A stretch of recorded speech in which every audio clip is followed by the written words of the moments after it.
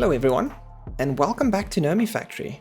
Thank you to everyone that stopped by during our live stream, and for all the support on the series so far. I really do appreciate it. Last episode, we worked on a better power source, we did some mining, and we moved our EBF. All in preparation for us to jump down into more rabbit holes than I ever expected in today's episode. In between episodes, I've made some improvements based on your comments and ideas. We tripled our sugarcane production, installed 2 vacuum chests to accommodate for the amount of cane. There's now no more need for the hopper system we used for a solid 5 minutes. We also tripled our power output and made space for a new line of automated machines.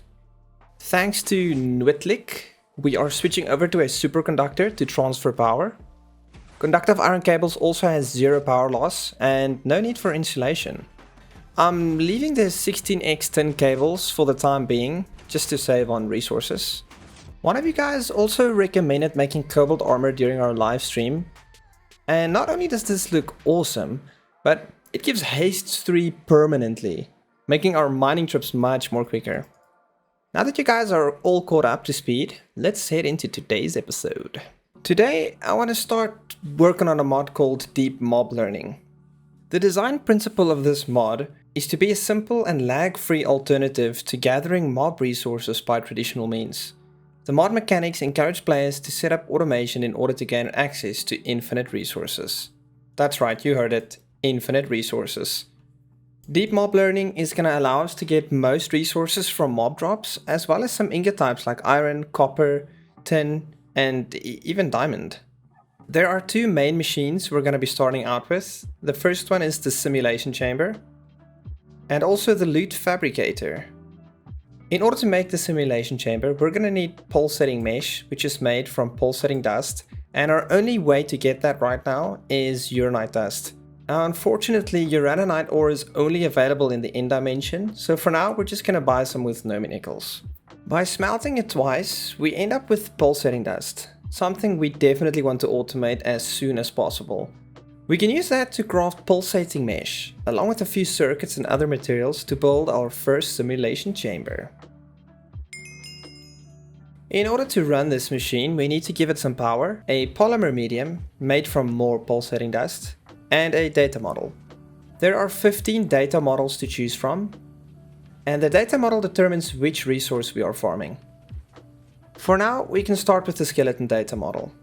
That requires some electrical steel, made from steel and silicone dust, which we have tons of from electrolyzing clay dust. Combining that with a circuit and some fine gold wire gives us an empty data model, which we can then turn into a skeleton data model. Placing this into our simulation chamber, along with a polymer medium, allows us to start producing overworldian matter, which we can craft into hellish matter, allowing us to craft extraterrestrial matter, which we need to make our next and most important data model, the Enderman data model. In order for us to keep running our deep mob learning machines, we need to provide them with a constant supply of pulsating polymer clay, which requires ender pearls. So it only makes sense for us to actually get the Enderman data model as soon as possible. If you think any of that was complex up to this point, strap in, because this is where our first rabbit hole starts. To make our polymer clay, we need to set up a cobblestone works, where we will be turning cobblestone into gravel, sand, dust, clay, glass, and nether quartz. From here on out, most of our automation is going to include the item conduit from Ender.io, which is incredibly powerful, so I'm quickly going to explain how that works. We can use our item conduits to move items from one inventory to another. So let's say this inventory is filled with stone and torches, and we want to make sure that we've got torches going to the bottom and stone going to the top. We can take our item conduits, place them down. On the chest containing our contents, we can go in and we can set an extract on the green channel, and we can say always active. Currently nothing's going to happen because these items need a location to go. So if we enable insert on these 2 chests, items will start popping in. As you'll notice, the items will just find their way to the nearest inventory. So we actually want to set up a filter. So we can go into one of our pipes, place a basic item filter, and say this one we only want to accept stone. We'll place a item filter in the top one as well, and this one will only accept torches. Now, if we move our items and place them back into this chest, we'll quickly see that the stone's going to the bottom chest and torches to the top chest. That's pretty much all you need to know. They have some more advanced features, but for now this is mostly what we're going to use, and we'll touch on those later.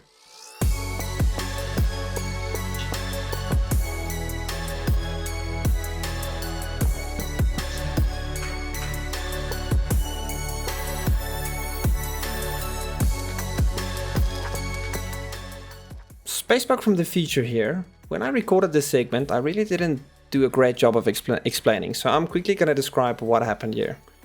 We start off with a cobblestone generator. This produces an infinite amount of cobblestone, which gets pushed down into a basic drawer, which is then extracted into a basic forge hammer, which turns our cobblestone into gravel. Gravel then makes its way in the pipe into our basic gravel drawer, which then gets extracted back down into another forge hammer that turns it into sand. Sand then makes its way up to the sand storage. The process repeats in a forge hammer to turn it into dust. We also are extracting our sand into a chemical reactor in order to produce clay, which is then stored in a clay barrel. And we're also using our sand to be extracted directly into a diamond furnace that turns it into glass, which we are storing up here. Our glass is then moved into our basic electrolyzer, turning it into nether quartz, which we can store up here. Finally, our nether quartz makes its way into our basic chemical reactor, where we combine it with resonant ender. Now this produces resonant car thread, which we can use to make pulsating dust. Now what I didn't realize is this is only able to happen inside of an advanced chemical reactor which uses medium voltage. So here starts our second rabbit hole, and it's even deeper. Up to this point we've only been using low voltage machines. All LV machines use the basic circuit. But for medium voltage machines we're actually going to have to make the next tier circuit, and that's going to be the good electronic circuit. Which at a first glance doesn't look much different. Boy was I wrong. These are made from steel plates, good circuit boards, electronic circuits, copper wire and some diodes. We're going to start with a good circuit board, and that leads us to a new fluid called phenol. Phenol can be produced in a Pyralize oven with steam and coal dust. And this multi-block is quite similar to the blast furnace. Let's craft up all the blocks we need.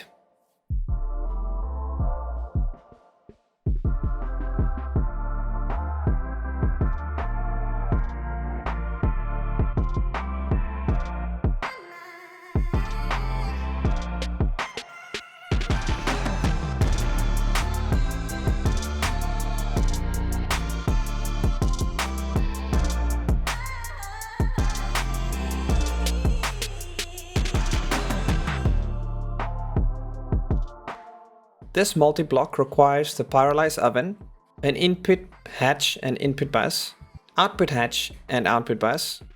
The rest of the blocks are filled in with ultra low voltage machine casings, 2 layers of cupronical coil blocks, a maintenance hatch, a muffler hatch and an energy hatch. Fill in the remainder with ultra low voltage machine casings. After doing the maintenance, we can hook it up with steam and a power line. The last step is adding some coal. I'm just placing some coal in a hopper that's directly feeding into our input bus with our circuit set to 14. And this produces phenol, which we can use to make our phenolic substrates.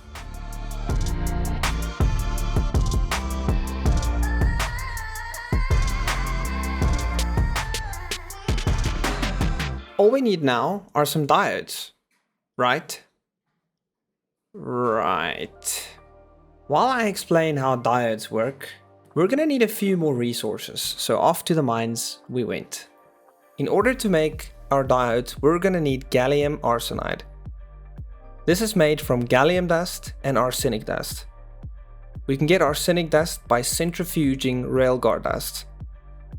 This will also provide us with sulfur dust.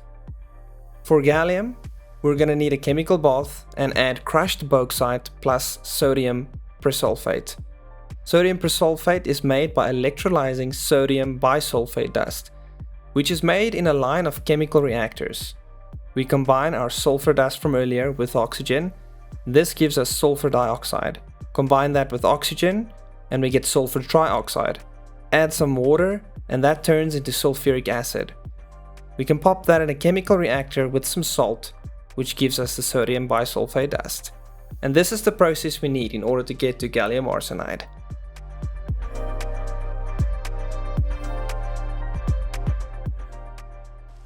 Now that we've got all our resources and we've got a plan, I started by crafting up some more basic circuits along with all the machines we're gonna need. We need 5 macerators, 4 chemical reactors, 2 basic centrifuges, 2 basic electrolyzers, 1 basic chemical bath and 1 basic ore washing plant. Alright, with all our machines crafted, it's finally time to set up our production line.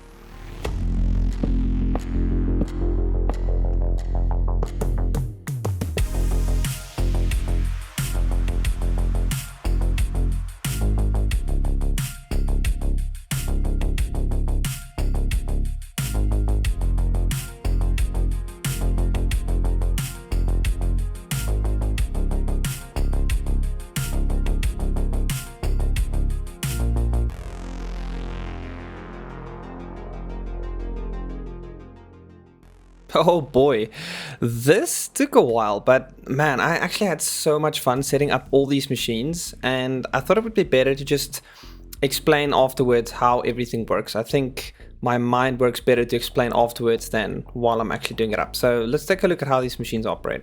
We only need 3 inputs in order to make our gallium dust and our arsenic dust: bauxite, railgar ore, and salt. Our bauxite goes into our macerator and that turns into crushed bauxite ore for later.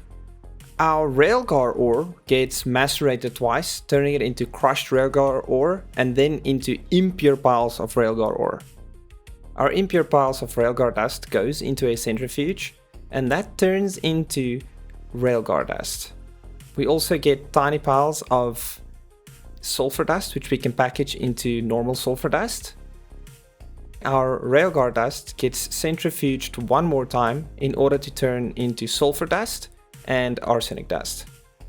There's one big bottleneck to the system right now, but I'm not too worried as this is pretty much just temporary.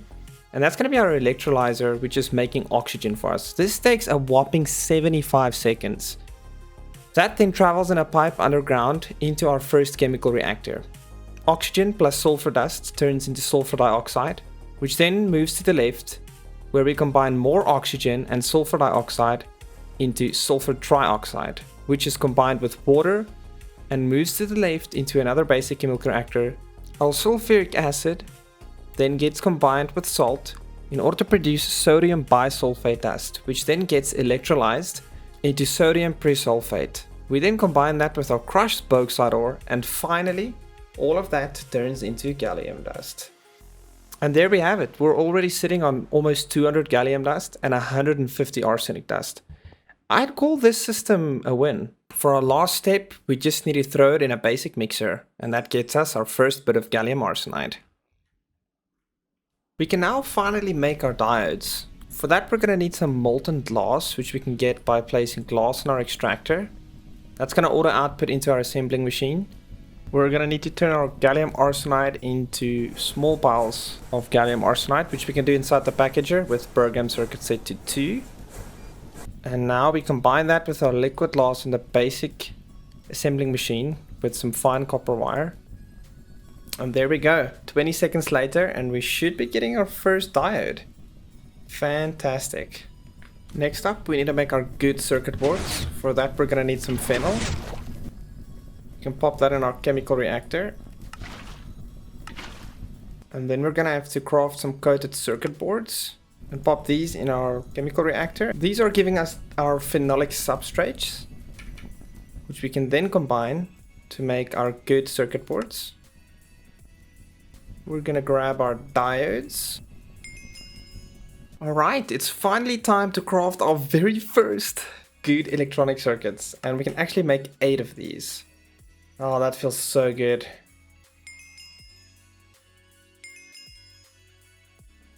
We can finally step out of a few rabbit holes and get back to our initial purpose. Our goal for this episode is to automate our pulsating polymer clay, and for that we're going to need to make the resonant clathrate, which as you guys recall needed a medium voltage chemical reactor. Now that we've got our good electronic circuits, all we need is some MV machine hulls and MV electric motors. Now this is finally where our aluminum is going to come into play, and I'm proud to say that our EBF has been running constantly for, well, hours. So we have a ton of aluminum, so we're finally going to start processing this down. I'm going to grab a few stacks. Wow, we actually only got the quest now. So we want to make some plates, so we're going to send 2 stacks into plates, and we're going to need some rods as well, so we'll send 2 stacks into rods. In order to start crafting this advanced chemical reactor, we're going to need some copper cables, which we can't actually make in hand. We need to make them in the assembly machine. And that's going to be copper wires combined with some liquid rubber. And that's going to give us copper cables. Beautiful. Alright, let's get this rotor made. 1 bronze rotor. Alright, so for the motor, we're going to need aluminum rods, copper wire, and some more copper cables. And there we have it, our first electronic motor. The last thing we need is a MV machine hull. We can make that from MV machine casing. And turn that directly into a machine hull. There we go. I'm going to lock in these recipes because we're probably going to be using them for a while. Now we should have everything we need in order to make the advanced chemical reactor. So our first step is obviously popping it down over here, but that's not going to be all because this thing requires medium voltage, so let me think up a solution for that. Alright, I've crafted up some more boilers for another boiler setup, and then the only other thing we're going to need is an MV energy converter.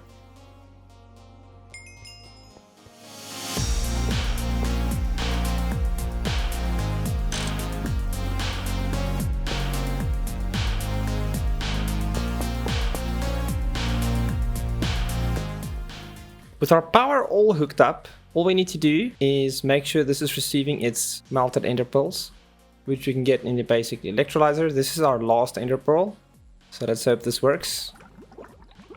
And there we go, ladies and gentlemen, our very first piece of automated resonant clathrate. Our clathrate is then going to make its way into our furnace, and once that smelts up into our pulsating dust, it's going to make its way into our drawer. Our last step is now to combine our pulsating dust with some clay. There's a reason why I'm putting our alloy smelter here at the back. I want to extract from this drawer using a robotic arm. Because the problem we'll run into is we're making pulsating dust at a slower speed than clay. So if we just directly import into our alloy smelter, both slots are going to fill up with clay. So what we should be able to do is add a robotic arm, configure, transfer. I guess we want to keep a stack in here. And we're going to set this to 64. So now if we look into our machine, it's going to keep exactly 64 clay in here. Perfect. We're going to supply the pulsating dust with another item conduit. Now if we put our pulsating dust back into our drawer, it's running, and our very first bit of pulsating polymer clay. Our final step is to provide the system with ender pearls, and we can do that via our loot fabricator. So that's going to be our next item that we need to craft up. Just when you think you're close to being done with something in Nomifactory, you're hit with another curveball. Before we end this episode, we need to head down one more rabbit hole. In order to make our loot fabricator, we're going to need dark steel, which we already have, our new improved good electronic circuits, but there's one more resource we don't actually have, the energetic alloy. And we can make that in a blast furnace, which we already have, by popping energetic alloy dust in there, which is made in a mixer from gold, which we have, redstone, and glowstone. It looks like we need to actually go to the Nether. If we open up our quest book, we quickly learn that getting to the Nether is not through a portal, but eating a piece of Nether cake. So it's time to do some baking.